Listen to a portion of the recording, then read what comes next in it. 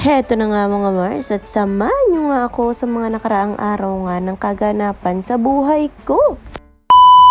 Late upload na nga ito mga mare at ngayon ko nga lang ito na i-voice over. Maaga nga akong gumising nung mga araw na to mga mare para nga makapamili muna dun sa palengke. Meron din nga kasi akong kailangan bilhin dun mga mare para nga mamaya sa lakad ko ngayong araw. Pero bago nga yun mga mare, kailangan ko muna mamili ng mga pang-stock, pang-luto sa bahay. At nung makatapos na nga ako makapamili mga mare, diniretso ko na nga yung pakay ko rin dito sa palengke. Nakabili na nga rin ako mga mare at hindi ko na nga pinagkahaba-habaan yung mga binidyo ko dito. Kumain na nga rin ako ng lugaw dyan mga mare at meron nga rin akong dalang mga pasalubong para sa mga anak ko. Diyos me mga mare, ilang oras na nga kaming nasa palengke ni Daddy J pero heto ang inabutan ko, tulog pa rin ang mga junakis ko. Kaya naman nga habang tulog pa sila mga mare, niligpit ko na nga yung mga kinalat nila nung kinagabihan. Liligpitin ko na nga rin ng liligpitin yung mga kalat dito mga mare para naman nga mamaya pag lumakad na ako at pagbalik ko nga wala na rin ako masyadong iintindihin. Para na rin nga mga mare, pag nag-almusal nga sila paggising nila malinis na nga rin dito sa kwarto.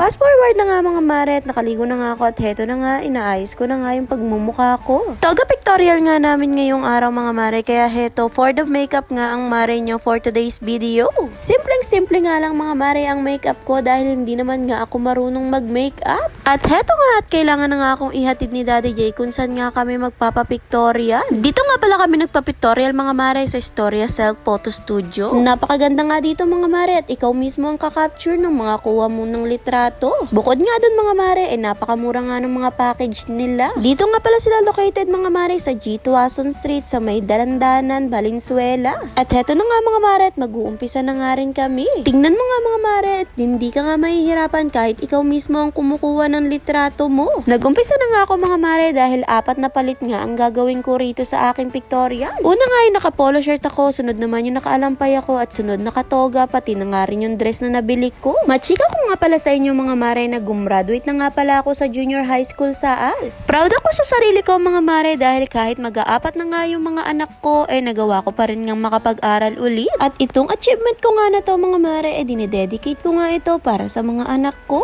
Sobrang thankful talaga ako lalong-lalo na sa teacher namin si Ma'am Cams at si Sir Lester dahil sila ang gumabay at tumulong sa amin sa pag-aaral nga dito sa ALS. Totoo nga ang kasabihan mga mare na hindi pa nga huli ang lahat kaya naman nga heto at napagdesisyonan ko nga ituloy ang pag-aaral ko sa senior high school. Mag-enroll nga ulit ako mga mare sa senior high school pero sa ALS pa rin. Hindi pa naman ako pwedeng mag-regular classes pa mga mare dahil pregi pa nga ang Mami Jane nyo at meron din akong mga estudyante. Heto nga pala yung mga kaklase ko na kasama ko nga rin ng mga magpapa-photoshoot din. Ipapakita ko nga mga mare yung mga kuha ko nga dito sa Storia Photo Studio dito nga sa mga huling video ko. O siya mga mare, kung hanggang ngayon nga nanonood ka pa rin sa last part ng video ko, maraming salamat. Hanggang dito na lang ang ating mini vlog.